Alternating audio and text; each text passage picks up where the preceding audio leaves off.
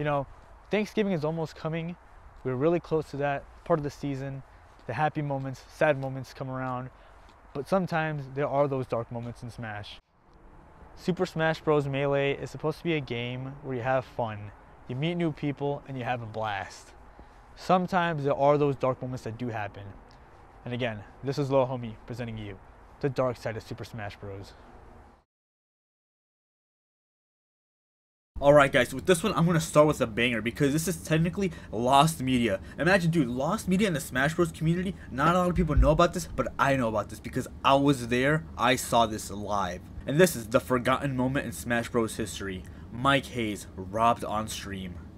Mike Haze is a SoCal Melee Fox player who first started playing Melee around 2006. After some time in the Melee community, he'd make new friends and new connections. Somewhere down the line, he'd run into Weston Dennis, aka Westballs, and eventually they would become good friends. And then we fast forward to 2014, where there's a big shift, a big boom in the Melee community. People entering tournaments, being spectators, and when there's more spectators, there's more viewership. Since now there's a higher viewership for a game that literally came out 20 years ago, as well as many people wanting to get to know the pros a little more, and that's where Twitch.tv comes in. See, around that same time period, Mike Haze would then start streaming Melee, and even doing some freestyles as sub goals. But on one particular day, on July 31st, 2014, Mike Haze and Westballs would go live on Twitch.tv.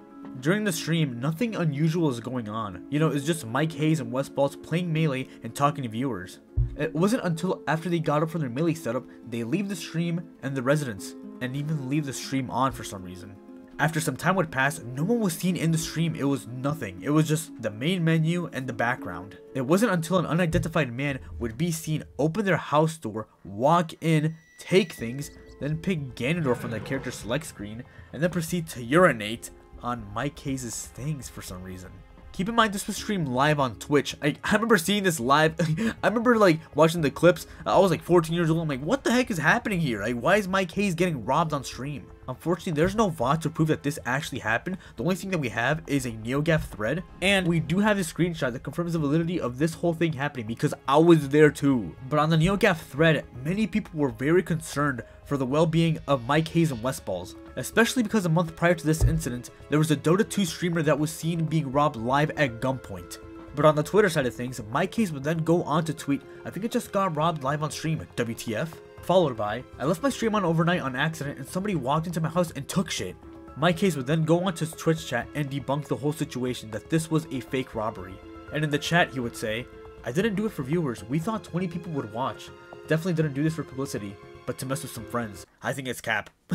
With now confirming that this is fake, he would go on to Twitter and apologize, but he would also say to learn to take a joke. Which I think is kind of a dumb take because you make all these people worry about you, and you know, especially because there's a situation that happened a month prior to this where it could have been super dangerous for you, like, you know, if this is real, and people are gonna be worried about your well-being. And I think it's really dumb because it's the internet, and you know, things spread like wildfires. And Mike Haze, I think this was kind of dumb. But then later on, we would have Westballs tweet a picture of the perpetrator's car after this is all like confirmed to be fake, which I think is kind of funny because Westballs is a troll, and he's you know, there's circus music always. There's always circus music lurking around. The whole situation is very crazy because this is, again, lost media. Not a lot of people know about this. And like, I remember seeing this when I was like 14 years old. No one talks about it. There's only one thread that's been archived on NeoGAF. Dude, but if you have the VOD or the clip, please send it to me because I want to see that. I want to relive that dumb nostalgia. And I just want to see the video. But now let's move on to the next one. Unknown 522. Unknown 522, or now known as Ryan Ford, was a Fox player from Canada who was considered one of the best players in the North American region. But even when being a top 100 player, that wouldn't stop him from losing his control in certain situations. On November 3rd, 2013, a thread in Smashboards would announce the 1-year ban on Ryan Ford from competing in Canada. Why, you ask? Before the ban took full effect, Unknown 522 would get himself in several incidents where his anger would take him over. On one instance, he'd have a huge outburst on Hungrybox for unknown reasons. Honestly, I tried looking everywhere as to why Unknown 522 would have an outburst on Hungrybox, but yeah, I guess there's that. It's unknown. Another incident would be Ryan Ford throwing a chair at someone at Revival of Melee 2. But the worst thing that, in my opinion, Ryan Ford did was when he was in a relationship with Kirby Kaze. And just a quick trigger warning, this does contain domestic abuse, so if you don't feel comfortable in watching this section, just skip it. During their time of dating, Ryan would attack his now ex-boyfriend a total of 6 times on 5 different occasions, including in front of community members. He'd hit, choke, and even threaten Kirby Kaze's life. One time when leaving the property, Ryan would confirm to his neighbors that they did hear what was going on, and he very proudly confirmed that he did damage to Kirby Kaze. It's crazy, like, oh my god. This was the ultimate last straw for the Canadian Smash scene, and in the end, Ryan Ford was banned. One thing I do understand is that, like, there's just one outburst that happened with this player named Inui. Back in 2012, at a tournament called NEC 13 or Northeast Championship 2013, Inui, who was known at tournaments to be very annoying by heckling other players while playing their matches, would take it too far to Ryan Ford. Because at this time, it wasn't the usual heckling of players. This time, it was actually using racial slurs. And when this happened, Ryan Ford would choke Inui twice. This action from Ryan would get him permabanned from the Apex Tournament series. With a situation like this, I could understand why Ryan Ford would do some type of action like that, but there's also easier ways to handle situations, like reporting it to the TOs. After the 1-year ban was finally lifted, Unknown522 would change his tag to Ryan Ford, signaling a new beginning, and basically a new identity and letting the past go. As of now, he is still active in tournaments, and honestly, I haven't heard anything that has happened. What's crazy is that there's no clear indication as to what Inui's punishment was. That's the weird thing. Like, I mean, it's understandable why Ryan Ford got banned in the first place, but at the same time, Inui didn't really get any punishment, even though he said a racial slur. That's the weird thing. But now let's move on to the next one.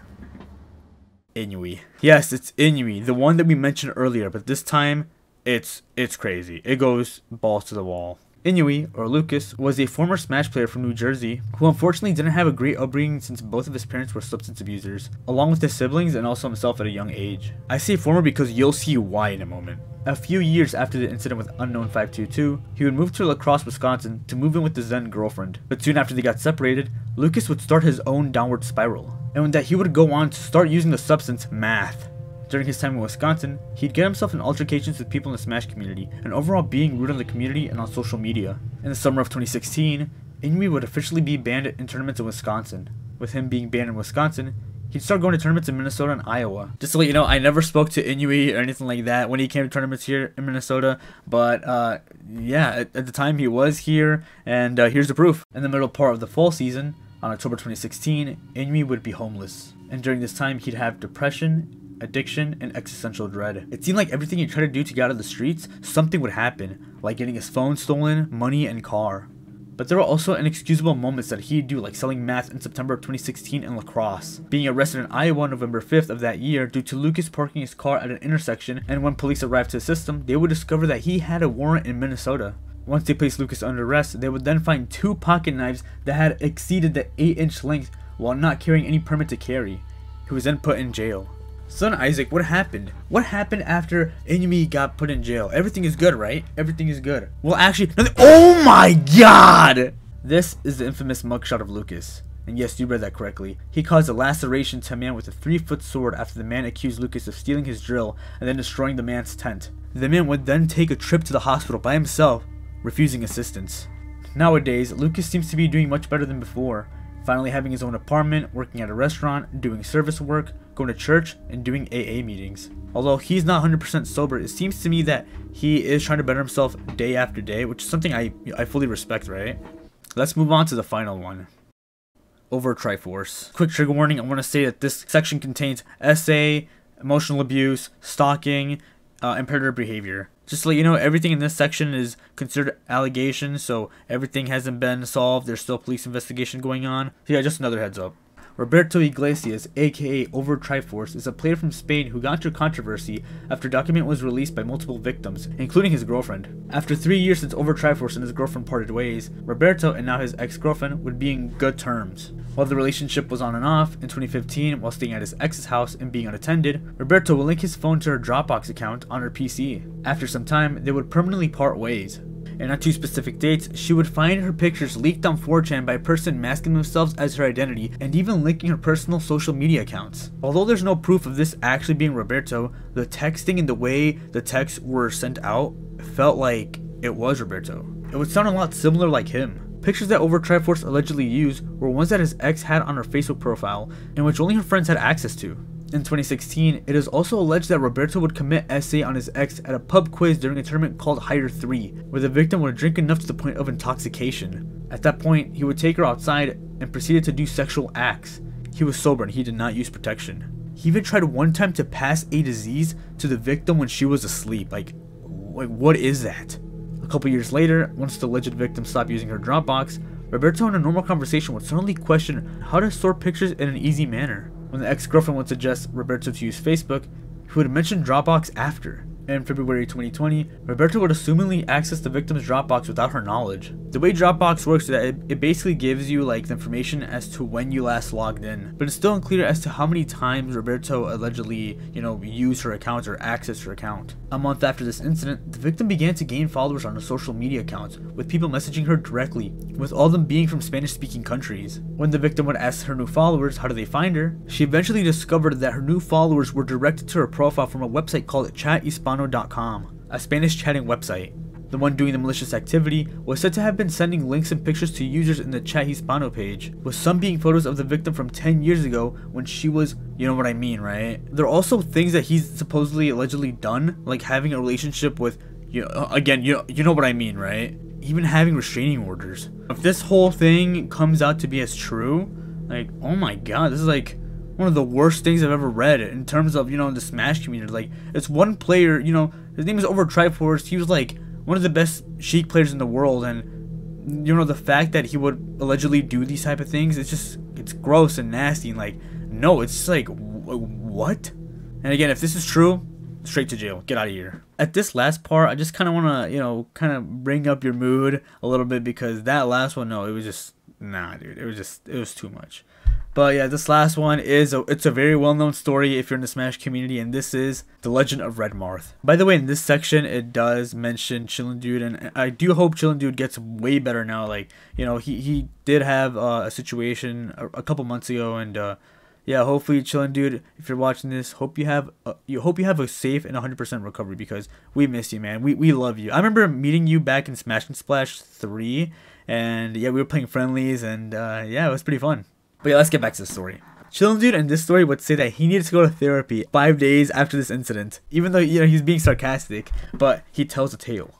It was roughly 5 a.m. on a Sunday morning, playing teams.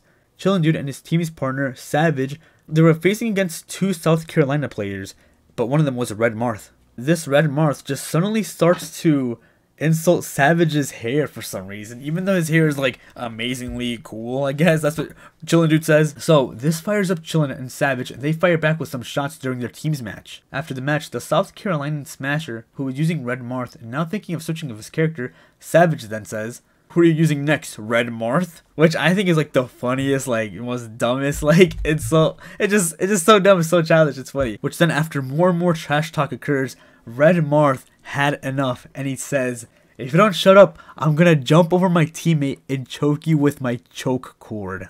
What? Chillin' Dude, being confused, says, "What is a choke cord?" So then Red Marth jumps from his seat, jumps over his teammate, and begins to choke Chillin' Dude with this GameCube controller cord, and like, you know what I mean? Like, I'm like, what is this? The funny part about this is that Chillin' Dude and Savage were they were laughing hysterically when this was happening. It's like, that's a funny thing. Like, they weren't like, oh my god, like, stop. They were just laughing. That's the funny part. So when Chillin' Dude gets him off, the whole venue just takes a look at the Red Marth.